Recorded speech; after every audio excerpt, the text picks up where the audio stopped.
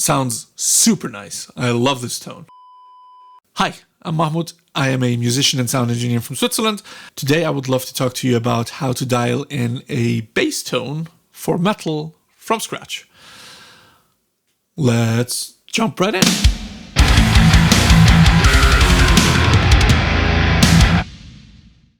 What you're seeing here currently on my screen is the Axe FX2 edit screen. And I have loaded up some blocks already. Well, all of the blocks that I'm going to be using. Let's see what they are. Let's go about this strategically. First of all, I highly suggest we start with the cab.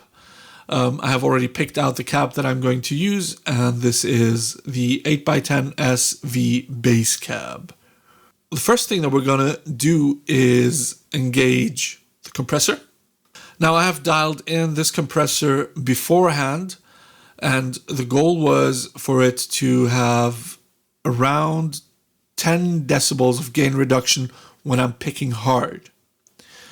And I did that beforehand.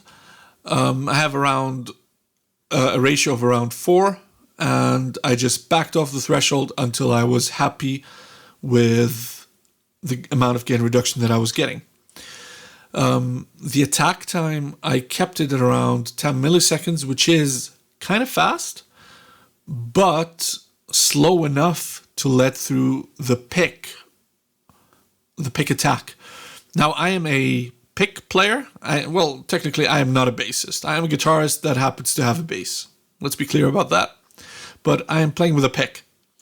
And I just want to get the pick attack through enough and have the release be kind of there, but not super fast. And here's how that sounds for starters. I'm going to be using this jazz bass here, and I'm going to be using both pickups at full. Here's how this sounds.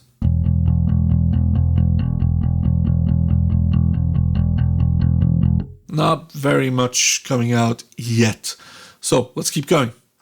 Let's add the first amplifier. I'm going to be adding this SV bass.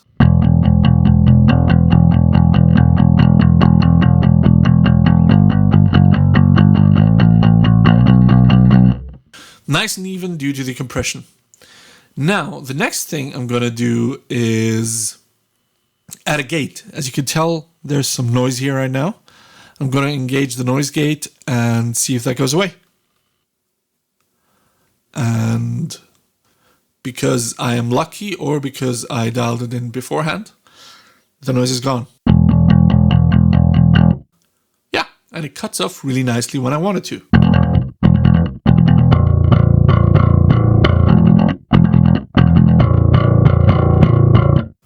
Yeah, sounds nice and aggressive already. And that's without any distortion. Now, in parallel to all that, I'm going to be engaging a filter, a drive section, as well as an amp. And that portion of the tone we're going to blend in until we have enough drive so the bass guitar can glue together with the actual guitars. Here's how that's going to go. The filter section here, I am filtering out anything that is below like 175-ish, as you can see here. And the point of that is distortion on lower frequencies tends to sound not so great. It can obviously be used as a stylistic thing, but if your goal is to have a nice fundamental tone for a mix or for a band, for a live occasion, whatever it may be, you want to keep that as clean as you can, usually. So I'm going to do that before I distort the rest of the signal.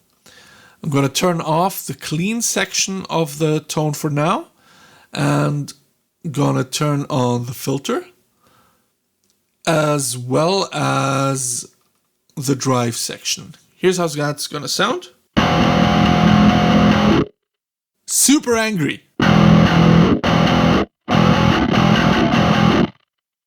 Yeah, that is angry as hell. But the beauty of this comes in when we turn on the clean section of the whole tone. And I'm going to do that right now. And here's how that sounds together. Actually, I'm going to turn down the distorted amp just a smidge.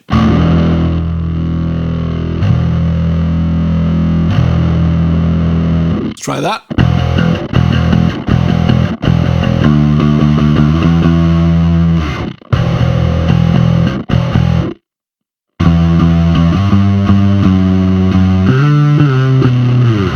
Nice and fat, even if I go higher up. Here's where some of the magic comes into play. I'm gonna add, aside from all of the drive stuff, I'm gonna show you that quickly. I jumped over that, I'm sorry. I have a Friedman amp here, and these are the settings that I chose to use for the amp. And this is the drive section.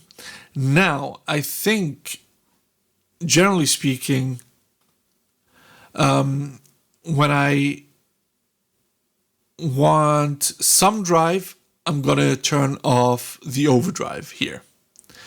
If I want it to be more aggressive, more gnarly, I'm gonna add the overdrive. Now, let's listen to how that sounds without the overdrive.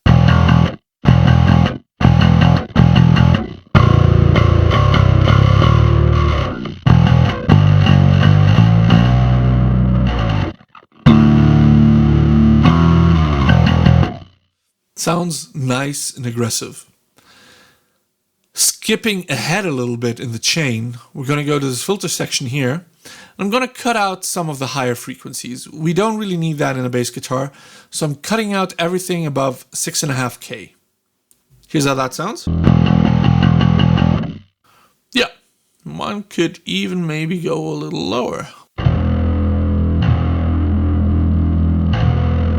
Yeah, let's keep it around there. And then we're going to do some more EQing with this EQ here.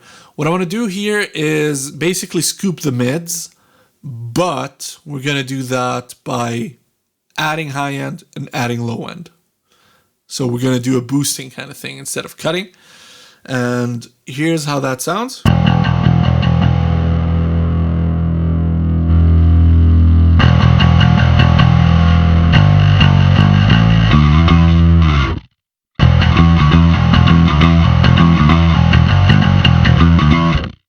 Sounds super nice. I love this tone. This is gonna fit in with so many things metal. It's really, really cool. I love this. Like, even if you go for, I don't know, like a typical core riff.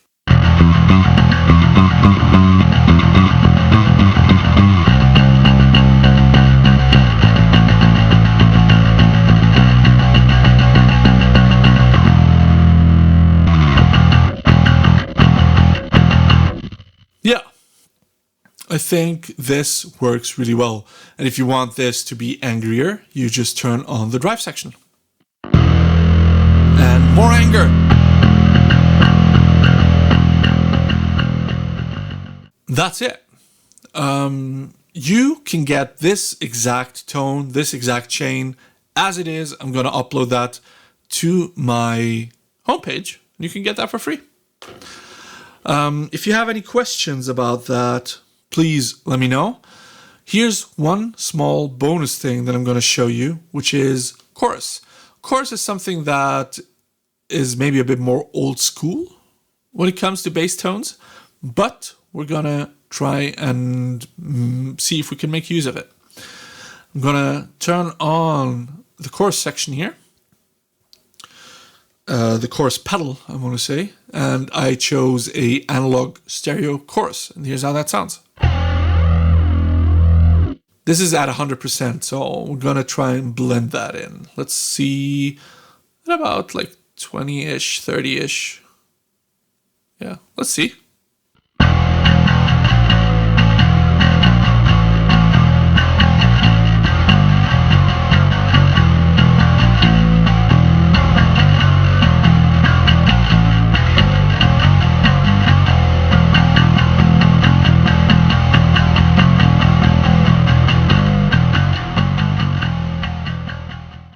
You get the idea. I think the chorus sounds really, really cool. And you can obviously just also mess with the speed and all of that, with the amount of voices you add. And that's it. That's your bass tone.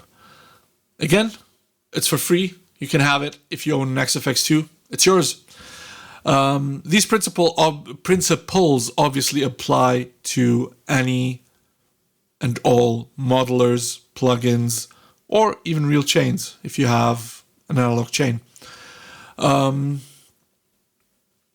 Yeah. If you like this video, feel free to like and subscribe. Leave a comment. Leave your thoughts down below. And I am stoked on hearing what you think. And I will see you soon. Have a wonderful day. Take care.